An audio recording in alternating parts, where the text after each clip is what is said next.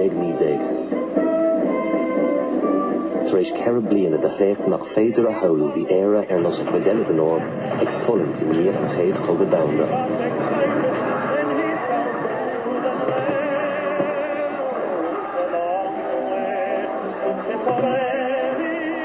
Caile 50,000 éireannas na trinsi. Cad I góir. Léirigh an bhreacan an cogad mar stracha. San am céine, dúilta siad de éilimh na hÉireann mar náisiún ag comháil síocháin a fóras. Saidúirí a tháinig go bhaile, bhí siad annachortha amach nach raibh neamhspleáchas bainte amach go fóil. Bra go leor acu go raibh siad páirteach istrachailt níos tábhachtaí fós. Bhí lucht oibre ar fud na hórba ag cuimhneann leo siúd a chunig híos iad ar fad na gcínta. In éireann, bhí iarthaidirí agus oibrithe míleatacha ag trid ar son neamhspleáchas folatúil agus deireadh le déirse eacnamaíoch. An néach léamh eile ar an stair agan, go mé glúiseacht an lucht oibre seachas sin féin a fóraigh éireach in na náisiúnachta. Mé ceanirí an lucht oibre tar éis réabhlóid an oibrithe in aghaidh na Breataine a aibriú, an maimis tar éis drocharthaí an neamhspleáchas é hacat. Trám a chugan na garad. Bogtanach leanúnach. Thrón na himice. Chríochgeilt an Ileán agus an seirfan a lean.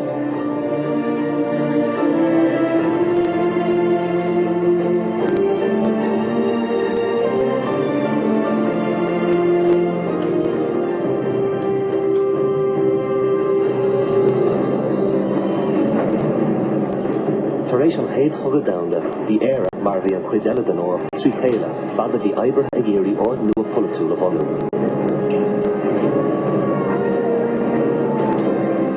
An deis go Joe a bheith titan na nimpeachtaí ag sclábithe pá sciorn níos cothranna den bhuain a bhí á dhéanamh acu go léithú a éileamh. Tháirle an réabhlóid bolséideach sa rúis deire 1970. Bhí an thuncur ag réabhlóid na rúise ar gná bail na Garcomann agus na glóiseachta Locht Ebre, agus tá sé cinnte gur hastigh go anna chuid díobh rud mar an ggéana I dhéanamh is sa tír seo, agus gur bhiste go raibh an cóachta có é sin I dhéanamh. Inis chuir sé sin do chláán os cóir ceannarí na Garcomann agus ceannarí na glóiseachta in san tír seo. An méidís sásta an sais ceannaireacht céanna a thuairt de Locht Ebre na tíre seo agus a thug na bolséivigh in san rúis. Bhí sóbhéidí á munu sa rúis. Chuid cóirí oibrithe ag dhéanas ar cheantar áirithe agus ar ionad oibre. Bhain glúiseacht an lucht oibre in éireann leas as an arm seo le linn olstaigh béal ferriste nídéag. There had been a great desire for an improvement of the position of workers by both Protestant and Catholics, who had fought staunchly side by side for a shorter working week, and their general strike, which had taken over Belfast in support of their claim, had been referred to as the Soviets, that they had to run the electricity, had to control the transport, had to control the food supplies. And they'd forged a strike committee, mixed Protestant and Catholic, and a great radicalism, which was best represented by the May Day March of 1920, where 100,000 workers marched behind red flags. I limnach a bhí an chéad cháile oibrithe eile a bhain leas as an strátais éifeachta seo. Bhí clúdach deas bourgeois curtha ar chúnsí uafásacha sóisialta ann I measc na cosmhaintere.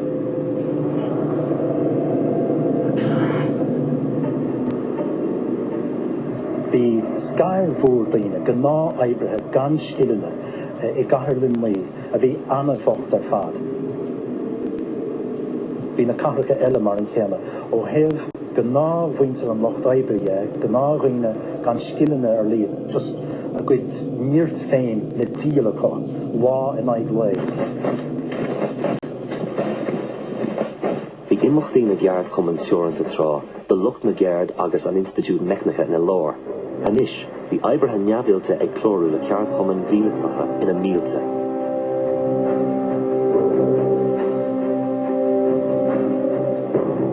Bunaíodh cóirle ceart cumann an Loiser.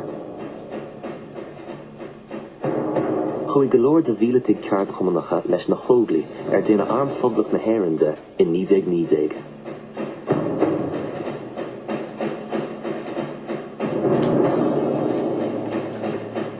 An éon láistithe de bhí anar na bliana sin, scuilech na chéad orchar I gcugan na saoirse I gundé limnaí.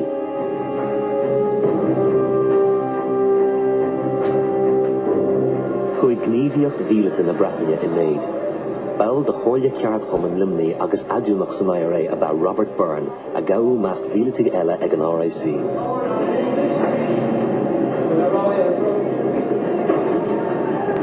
Níor bena bheith leis an gúiseach ná leis an bhíneise agus tharla círéadach in measc na brisana.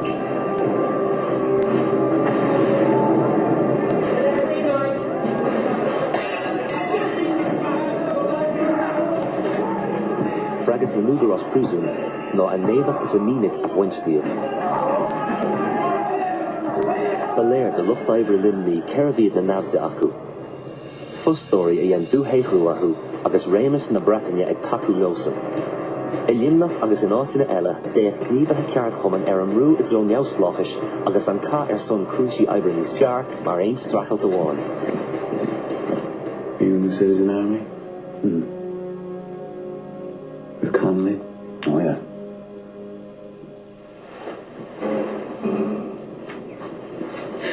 If you remove the British Army tomorrow and hoist the green flag over Dublin Castle, unless you organise a socialist republic, all your efforts will have been in vain. And England will still rule you through our landlords, capitalists, and commercial institutions. Thank you, Mr. Connolly. Bhí stádas pulatúil á éileamh ag prisonnaí limnaí.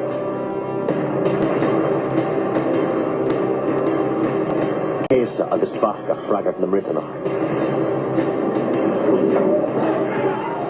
Bhí Robert Byrne dhuine de na daoine a chuaigh stailh chocrais mar agóid in aghaidh na drochaíde a fuair sé.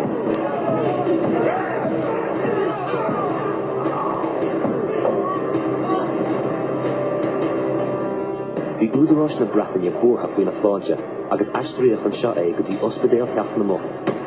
Mar tíreach an rud déarnach a bhí uthú, agus mar tíreach a fuair siad.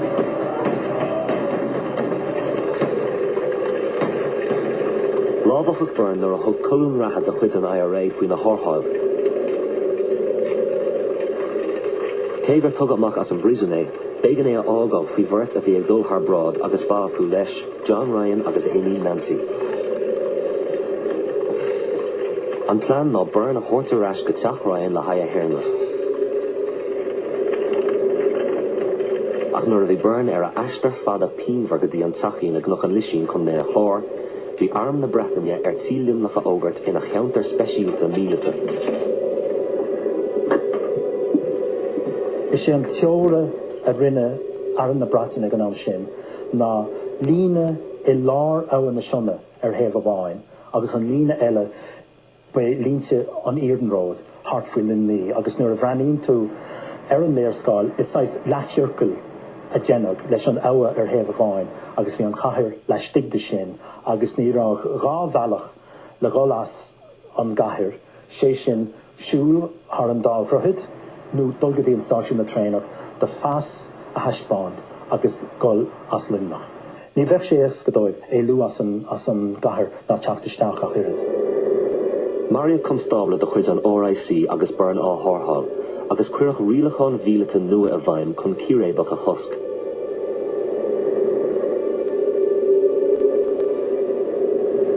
Bégan do gach séarach pasan na speisialta a iompar agus bhíoh na póilíní á siar cheistú. Miserere me Deus, secundum magnum, misericordum tuum. Cailleach Robert Byrne an tróna a déalaigh sé.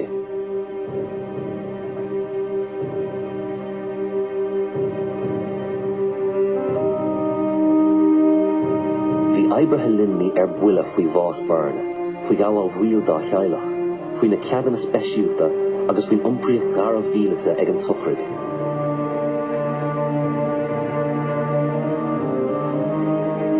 bradu cóla ceart chuman limní chun chur cosar bholog sa tlí chéine ina ngearna a gumráda is a rúis. Las siad de cheirithúr a fihid bhí srádan a limní I lámh a chuiste stelgus ó bhéasach. Ba iad cigarí na cóla ceart chuman a ri an chahar ar fad caiithríise. Imlína na cathrach amháin ag na Brittany. Bhí mearú ar verachána go tháinig ar cuairt. Who rules in these parts, per se? You have to get a military permit to get in and be brought before the Soviet to get a permit to leave. Yevnik Kigari na Korya Karen Human nach Nuskloch Sugar bit gan a gyad. Really of Pricena con Brabu Siach da Husk. Be a harrogad er fein few ag an Toveid. An chorus umper a chadig an Korya agus é sin a wán a Vulkug. Agus befoli ni freshen eat na Kigari.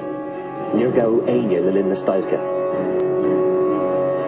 Is tíha hagach dini agus arias sach sa har fui rún, na madi rá van wéilha acu. I Lauren lei vi gachai ni shakas kirpán an numper ag coast na marav. Bhí ospedéal a bhain hef chun den chláir, agus bheith socradí ag teacht as an ospedéal le tachtisteach I gahar limní, agus a ling aimim an Toveid hí méadú santasach sa méad socradí a tháinig as an ospedéal san gotí gahar limní, mar bhí na cónraí a teachtisteach ag bhíidir lán de glasraí agus de fiol agus de airí eile le tuairt de bhaintear limní, agus bhí na Saidúrí a breanú or agus hí si per cónra agus socrad a bhí a gol hart agus cógastí na haidlocht an Toveid. Kegel Yao Canry Glushuk an Luchtdiver Stalk General the Huntakulish and Toveid, Nero Lehe der Intanaku. Nero founder who Ahishian of Aaron Trig the boss, at the Ectorlu Idar an Etta Yesh agus an Etta Place in Oran.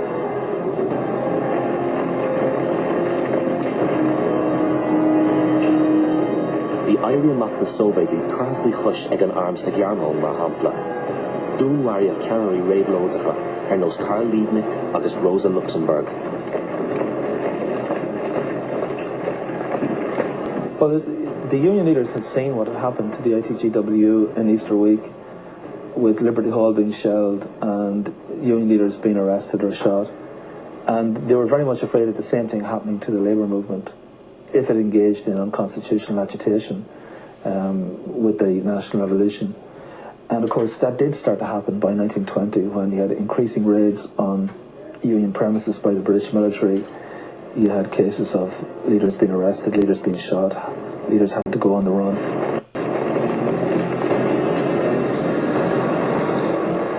The Canary and Luchtdiver ag féach choma hug na Saoirse. Bhí mlíon níd ag fithe, bhí an tír áríú ag gá rialtas, an bhratan agus an chéad dál a tháinig le chéile I deach an ard mhéara. Níor hastig an Luchtdiver ácachar cheachtar acu. Thug sé ní lá aimimenas na cóhála an chahar a bhaint amach, agus láháin chun teacht thucrú.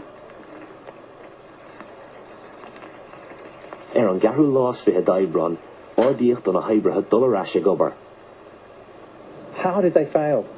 Only by an extraordinary manoeuvre, they persuaded the Limerick strikers and the Soviet leadership that there would be a general strike called in solidarity with them.